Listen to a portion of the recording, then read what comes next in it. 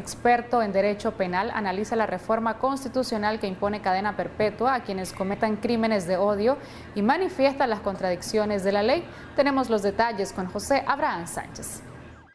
La reforma al artículo 37 de la Constitución Política del país para penalizar con cadena perpetua crímenes de odio o femicidios no se podrá aplicar hasta que se reforme el Código Penal, según el máster en Derecho Penal, doctor Noel Alonso Cano. Esa aprobación de ayer del artículo 37, de la modificación del artículo 37 de imposición de la cadena perpetua, no se puede aplicar.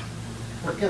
No se puede aplicar porque tenemos un código penal que no ha sido reformado, que de manera sustantiva regula el proceso penal y que el 52 de ese código penal dice que las penas en Nicaragua no pueden exceder de 30 años. ¿Tendría que reformar esto?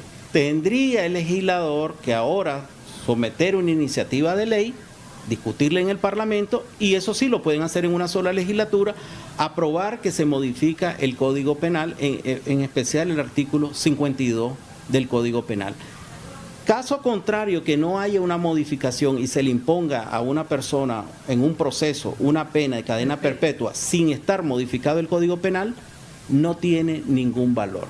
Nuestro Código Penal es humanista, no fascista. La pena máxima está comprobado científicamente, jurídicamente, sociológicamente, de que una persona sancionada a 30 años está prácticamente en la mitad de su vida metida en la cárcel. Y que una persona en ese periodo de 3 décadas perfectamente puede reeducarse, reinventarse y reinsertarse en la sociedad.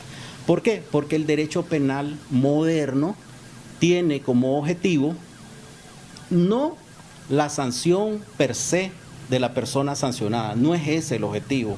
La finalidad del proceso penal no es esa, no es sancionar, es decir, no es ver en el infractor de la ley a un enemigo al cual hay que aniquilar, no es cierto.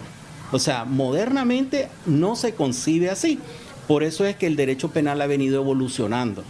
Es decir, antes era, si usted se acuerda, la ley del talión, ojo por ojo, diente por diente.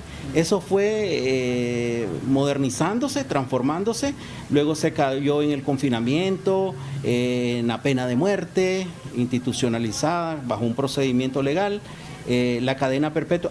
Todo ese tipo de penas son penas infamantes, están prohibidas por la Declaración Universal de los Derechos Humanos, por toda una serie de tratados y convenios que Nicaragua ha suscrito en los años pasados. Pero Ortega Murillo ponía como ejemplo Estados Unidos, donde existe hasta la pena de muerte. Esas penas, si usted ve en Estados Unidos, no en todos los Estados Unidos hay imposición de pena de muerte, son algunos estados, por ejemplo, Texas, por ejemplo, Florida, hay todavía en algunos estados del noreste de Estados Unidos hay una imposición de pena de muerte. Han ocurrido errores enormes. Han condenado a personas que cuando se hacen estudios posteriores, por ejemplo con ADN, se demuestra que esa persona no era el autor de delitos y se han cometido injusticias infames en el sistema norteamericano. Sin duda alguna, es una severa contradicción entre la vida democrática de una sociedad y la imposición de quitarle la vida a un infractor de la ley. Esa es una cosa que tienen que remediar ellos, es decir, necesitan superarse y entender que todo sujeto puede ser objeto de reeducación. Y sin duda alguna es una cosa que no va con la modernidad y que sin duda ellos la tienen que revertir, cambiar. Las contradicciones con la aprobación a la reforma del artículo 37 de la Constitución Política del país con el Código Penal es un verdadero pantano para un judicial quien peligrosamente tendrá discrecionalidad para aplicarla, puntualizó el doctor Cano. Con cámara de Erasmo Hernández, José Abraham Sánchez, Acción.